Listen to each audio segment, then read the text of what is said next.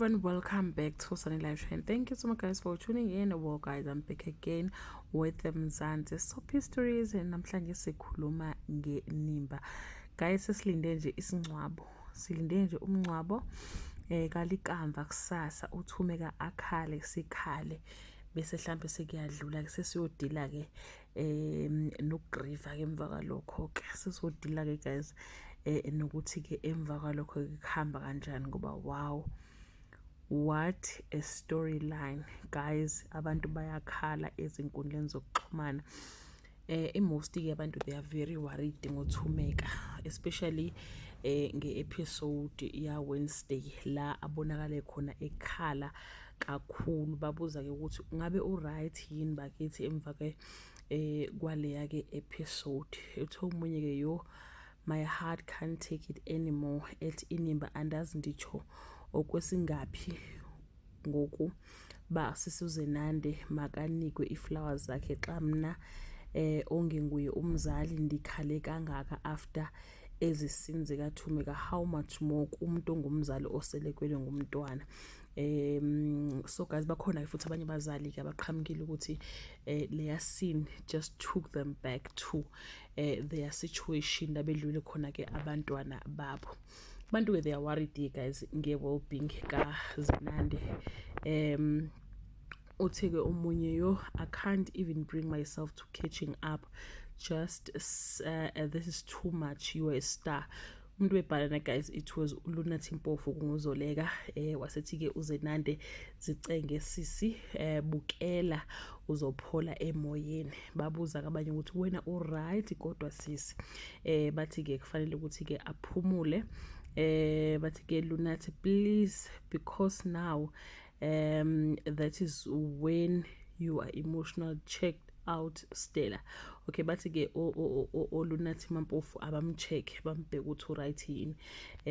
This was a roller coaster ride. I hope you are resting and taking care of yourself.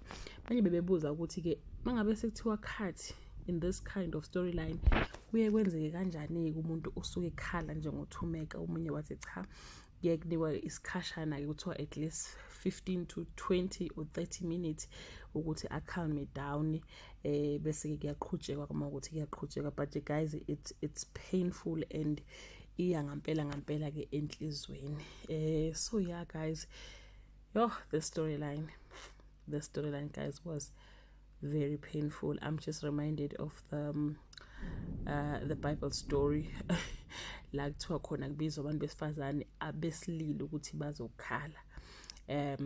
Baye bathi ke kwa-Israel kwakukhona besifazane nje ama-chief mourner noma abantu ababehambela ke imindeni la kushone khona, kuthiwa nje abahambe bokhala kakhulu benzele ukuthi ifamily esokushonelwe izokhetha that feeling yokukhala bese nayo iyakhala bese beyaphola.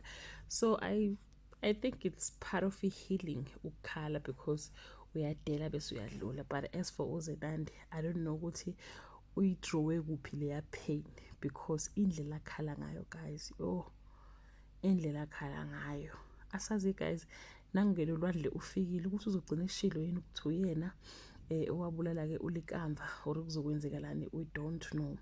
On the other side silinde ukuthi uqhawe avuke.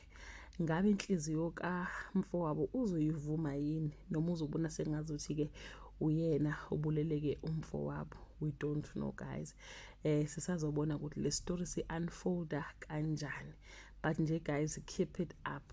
Like the writers, the producers of iNimba, this is beautiful. We are still on season 1. Siku season 1 nje ayi kodwa shem ayi si right, si emotionally siyakhala.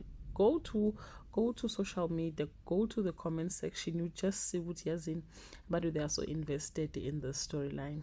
That brings us to the end of this video. Do leave your comment below and share your opinion. Laba bakhumbula storyline sika The River sikalindiwe ekhala kushona umbali nothumeka nje bade ekhala nje kushona ulikamva. Ubani onela kakhulu i-character between the two? Bye.